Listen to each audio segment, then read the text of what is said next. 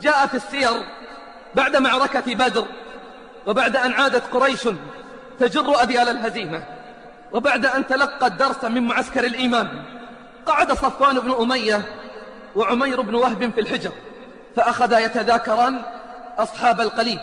وكان صفوان بن أمية قد قتل أبوه وأخوه يوم بدر، فقال عمير لصفوان: لولا صبية صغار لا أحد يرعاهم بعدي، وديون ركبتني لذهبت إلى المدينة وقتلت محمدا. فقال صفوان: دينك علي، وأنا أرعى صغارك على أن تقتل محمدا.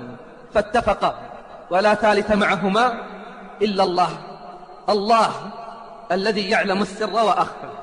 وصل عمير إلى المدينة متظاهرا بأنه جاء لدفع الفداء عن ابنه وهب الذي كان أسيرا عند المسلمين، فرآه عمر رضي الله عنه، فانطلق إلى النبي صلى الله عليه وسلم وهو في المسجد وقال: يا رسول الله، هذا عدو الله عمير جاء متوشحا سيفه. فقال النبي صلى الله عليه وسلم: أدخلوه علي. فجاء به عمر وقد أخذ بتلابيبه، فأوقفه على النبي صلى الله عليه وسلم الذي قال: أرسله يا عمر. ثم قال: أذن يا عمير. فدنا ثم قال: أنعم صباحا يا محمد. وكانت هذه تحية الجاهلية. فقال النبي صلى الله عليه وسلم: قد أكرمنا الله بتحية خير من تحيتك يا عمير. أكرمنا بالسلام، تحية أهل الجنة تحيتهم يوم يلقونه سلام. ثم قال له النبي صلى الله عليه وسلم: ما جاء بك يا عمير؟ فقال: جئت لهذا الأسير الذي في أيديكم فأحسنوا فيه. قال: فما بال السيف في عنقك؟ قال: قبحها الله من سيوف، وهل أغنت عنا شيئا يوم بدر؟ قال: اصدقني يا عمير، ما الذي جئت من أجله؟ قال: ما جئت إلا لذاك. قال: اسمع، بل قعدت أنت وصفوان بن أمية في الحجر فذكرتما أصحاب القليب، ثم قلت أنت: لولا دين علي وعيال عندي لخرجت حتى أقتل محمدا، فتحمل لك صفوان بن أمية بالدين ورعاية العيال على أن تقتلني له، والله حائل بينك وبين ذلك. فقال عمير: أشهد أنك رسول الله، قد كنا يا رسول الله نكذبك بما كنت تأتينا به من خبر السماء وما يتنزل عليك من الوحي، وهذا أمر لم يحضره إلا أنا وصفوان، والله إني لأعلم ما أتاك به إلا الله، وأنا أشهد أن لا إله إلا الله وأنك رسول الله. فالحمد لله الذي هداني للإسلام وساقني هذا المساق.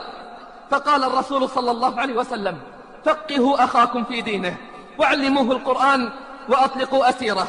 الله أكبر ولا إله إلا الله. تدبر في قوله جل في علاه: يستخفون من الناس ولا يستخفون من الله، وهو معهم إذ يبيتون ما لا يرضى من القول، وكان الله بما يعملون محيطا. أين أثر هذه الآيات في حياتنا؟ بل أين أثر قوله جل في علاه: واعلموا أن الله يعلم ما في أنفسكم فاحذروه، واعلموا أن الله غفور حليم. إذا ما خلوت الدهر يوما فلا تقل خلوت، ولكن قل علي رقيب. ولا تحسبن الله يغفل ساعة، ولا أن ما يخفى عليه يغيب. ألم تر أن اليوم أسرع ذاهب، وأن غدا للناظرين قريب.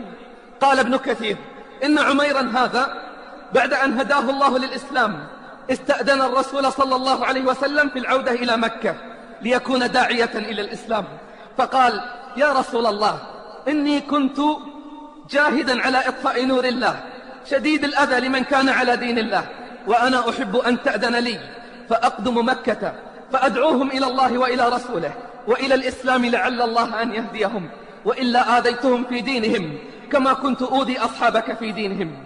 فأذن له النبي صلى الله عليه وسلم فلحق بمكة. وكان صفوان يتوقع وصوله بين آونة وأخرى، فكان يسأل عنه الركبان حتى قدم راكب قبل عمير، فأخبر صفوان عن إسلامه، فغضب غضبا شديدا وحلف ألا يكلمه أبدا ولا ينفعه نفعا أبدا. قال ابن إسحاق: فلما قدم عمير مكة وكان شجاعا مهيبا جاهر أهل مكة بإسلامه ولم يجرؤوا على التعرض له، وأخذ يدعو إلى الإسلام. أسألك بالله، من أين أتت الشجاعة؟ لما دخل موسى وهارون على فرعون قال ربنا إننا نخاف أن يفرط علينا أو أن يطغى، قال لا تخافا إنني معكما أسمع وأرى. فأخذ صفوان يدعو إلى الإسلام ويؤذي من خالفه أذى شديدا، فأسلم على يديه خلق كثير. لكن قل لي وقولي لي، كيف أسلم عمير؟ أسلم يوم استشعر عظمة الله ورقابة الله وإحاطة الله بكل شيء. فهل استشعرنا ذلك؟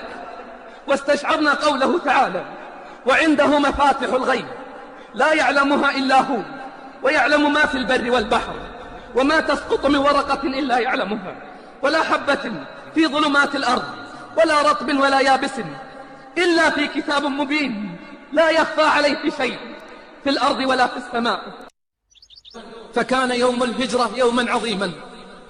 الذي حدث أن النبي صلى الله عليه وسلم أمر أصحابه بالهجرة، وبدأوا بالخروج آحاد وفرادى وجماعات، وبقي هو بأبي هو أمي ينتظر الأمر من السماء حتى يخرج إلى المدينة. وأبو بكر رضي الله عنه وأرضاه يعد العدة لمرافقة النبي صلى الله عليه وسلم. رحلة من أخطر الرحلات ورحلة من أصعب المهمات خرج بها النبي صلى الله عليه وسلم وهو مطلوب حيا أو ميتا. تخيل رجل تطلبه استخبارات الجزيرة كلها، رجل مطارد من القاصي والداني، من يأتي به حيا أو ميتا فله 100 ناقة